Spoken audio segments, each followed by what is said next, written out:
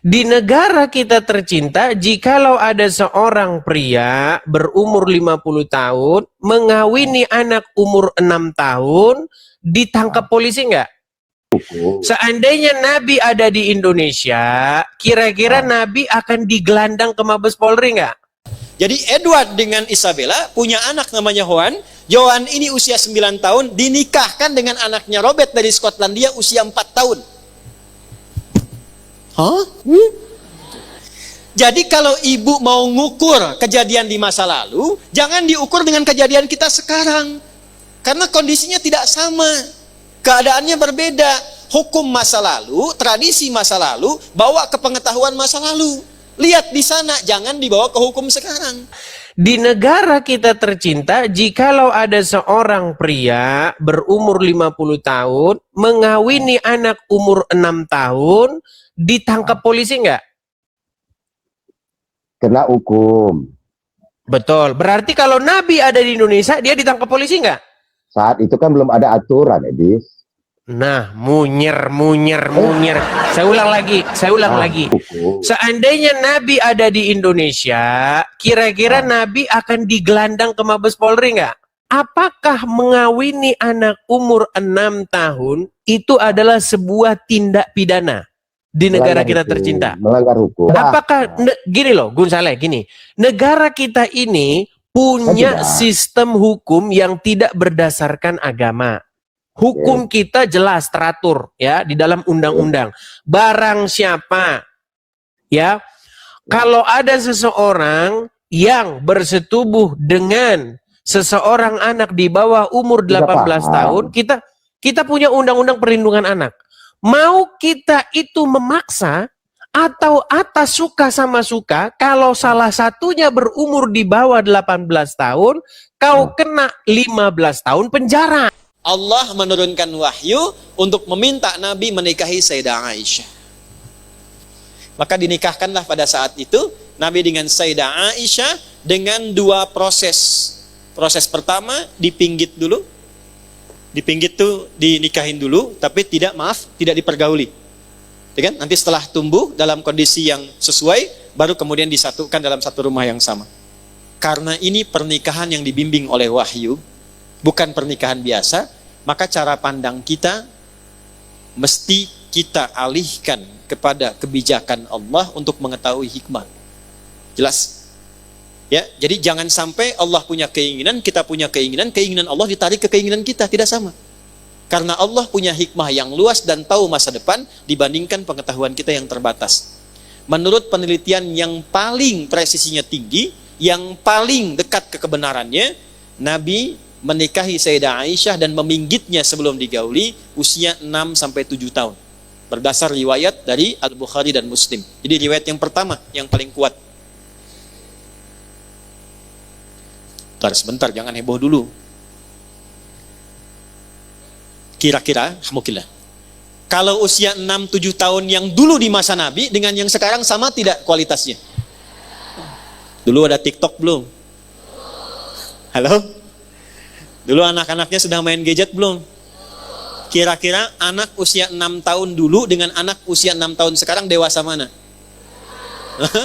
Pintar mana? Tubuhnya besar mana?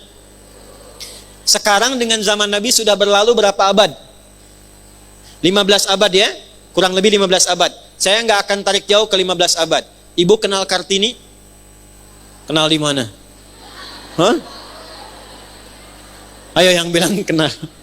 Kartini lahirnya tahun berapa? Hah? 21 April tahun 1879. Oke? 1879 ya. Lihat baik-baik. Silakan buka Google, insya Allah sama. 21 April 1879. Masa nggak kenal ibunya sendiri? Ibu kita. Ya.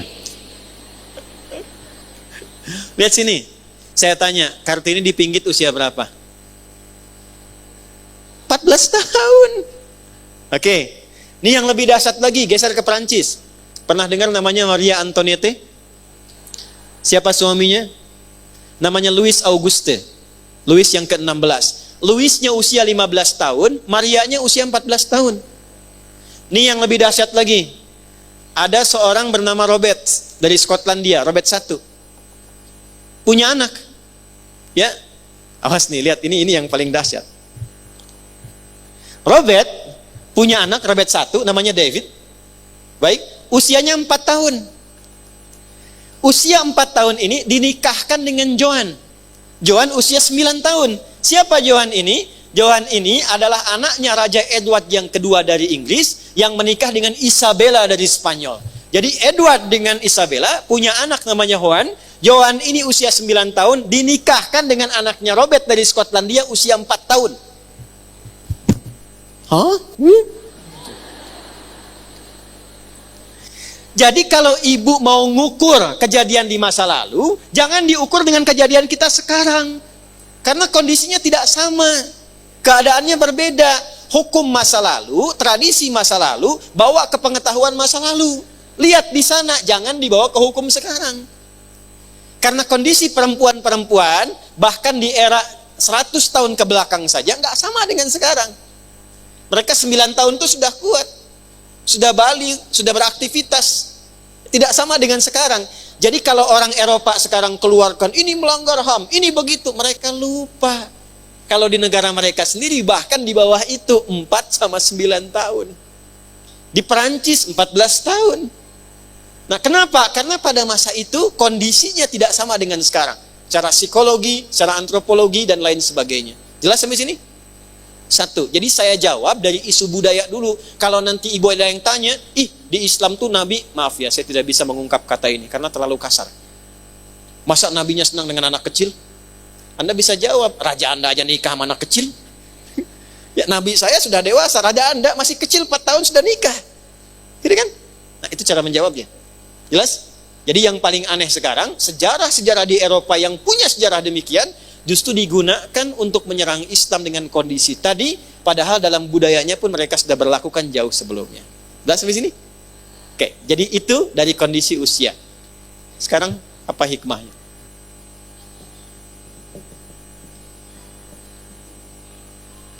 Jadi di pinggit Sayyidah Aisyah usia berapa? 6 ke 7 tahun. Nanti baru satu rumah dengan Nabi saat nanti tahun kedua hijrah. Jadi begitu sampai di Madinah, 2 tahun dari situ, ambil yang paling ujungnya, 7 tahun, 7 tambah 2 berapa? 9. Maka dalam usia 9 tahun itulah kemudian diantarkan oleh ibunya dan dijemput oleh Nabi SAW. Didandani dulu, kemudian datang Nabi diantarkan oleh ibunya. Maka tinggallah bersama Nabi dalam usia 9 tahun. Jelas sampai sini? Saya tanya, ini hikmah. Nabi dengan Sayyidah Aisyah punya anak tidak? Pikir-pikir dulu, jangan langsung tidak. Nih, Sayyidah Aisyah itu punya gelar namanya Ummu Abdullah, ibunya Abdullah. Kok bisa nggak punya anak? Ayo. Ibunya Abdullah. Kira-kira Abdullah itu punya anaknya siapa? Nah, sebentar, pikirkan dulu. Anaknya siapa? Kita mulai dengan 1 juta. Nah, serius, hadiah 1 juta. 2 juta. Jangan buka Google, nggak jadi. Ya. Anak ibunya, ya betul. Ya. Anak siapa itu? Anak ibunya, betul. 5 juta. Waktu habis dah. Ini Sayyidah Aisyah selama menikah dengan Nabi dan berumah tangga tidak punya keturunan. Saking inginnya punya keturunan, maka beliau mengadopsi 2 anak. Abdullah anaknya Asma binti Abu Bakar, adiknya juga. Kemudian Al-Qasim anaknya Abdurrahman. Jelas? Diadopsi oleh beliau. Saking inginnya, kemudian menampakkan sifat perawatan sebagai seorang ibu, sehingga fikih yang dikuasai itu bisa diterapkan. Itu tujuannya. Maka di sini nanti ada tata cara panduan adopsi dalam Islam. Ya, kalau ingin adopsi seperti apa, dari mana sumbernya, bagaimana jalan ke atasnya sampai ke masa pernikahannya, lengkap dalam Islam itu. Maka digelarilah sejak saat itu, ini sepeninggal Nabi, digelarilah sejak saat itu dengan nama Ummu Abdullah, ibunya Abdullah. Padahal Abdullah itu anaknya siapa? Asma binti Abu Bakar. Yang Allah inginkan dari Nabi Muhammad melalui Sayyidah Aisyah bukan keturunan. Tapi Allah menginginkan seluruh ilmu Nabi terkait dengan fikih-fikih kehidupan, khususnya perempuan, diturunkanlah lewat Sayyidah Aisyah.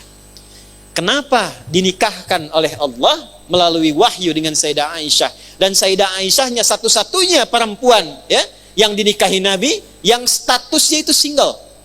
Yang lain janda semua, maaf. Sayyidah Khadijah juga ditinggal suami 2 kali dinikahi Nabi. Yang single itu cuma Sayyidah Aisyah, usianya itu masih belia. Kenapa Allah langsung memerintahkan? Karena Sayyidah Aisyah punya keunggulan merekam semua ilmu pengetahuan yang mampu beliau tangkap. Itu ingatannya itu photographic memory. Apa yang dilihat langsung ingat, langsung terekam. Jadi Allah inginkan semua ilmu yang terkait dengan sifat-sifat fikih khususnya perempuan ditanamkan pada Sayyidah Aisyah, dihafalkan oleh beliau, sehingga kalau ada besok orang tanya khususnya perempuan, sungkan tanya laki-laki, sudah ada ensiklopedinya pada diri Sayyidah Aisyah. Ibu kalau tanya tentang haid kan malu sama laki-laki, tanyanya perempuan kan? Bisa kebayang kalau zaman nabinya selesai meninggal, tanya siapa? Maka yang merekam tentang hidup bersama Nabi, tidurnya Nabi, bagaimana hubungan dengan Nabi, mandinya Nabi, makannya Nabi, kehidupan dengan Nabi, menata keuangan rumah tangga, Sayyidah Aisyah. Itulah sebabnya setelah Nabi meninggal, beliau hafal 2210 hadis. Selama berumah tangga. Berumah tangga 10 tahun dengan Nabi, hafal 2210 hadis, bukan hanya hadisnya, orangnya siapa yang menerima, kejadiannya di mana, dalam rangka apa, hikmahnya apa. Urutan yang keempat setelah Anas bin Malik. Urutan pertama Abu Hurairah 5000 hadis. Urutan kedua Abdullah bin Umar bin Khattab 2800 hadis. Urutan ketiga Anas bin Malik 2600 hadis. Urutan keempat Sayyidah Aisyah 2210 hadis. Jadi kalau ibu pengen lihat tentang sifat-sifat pergaulan perempuan bersama Nabi, silahkan keluarkan semua hadis yang dikeluarkan Sayyidah Aisyah radhiyallahu ta'ala anha. Jadi kalau ada yang tanya begini, apa hikmahnya Sayyidah Aisyah diperintahkan kepada Nabi untuk menikahinya sejak dini? Ternyata bukan persoalan seksualitas, bukan sekedar persoalan rumah tangga. Allah menginginkan semua ilmu-ilmu yang diajarkan pada Nabi, khususnya terkait fikih perempuan, diwarisi oleh Sayyidah Aisyah untuk disampaikan pada umat Islam berikutnya. Paham sampai sini?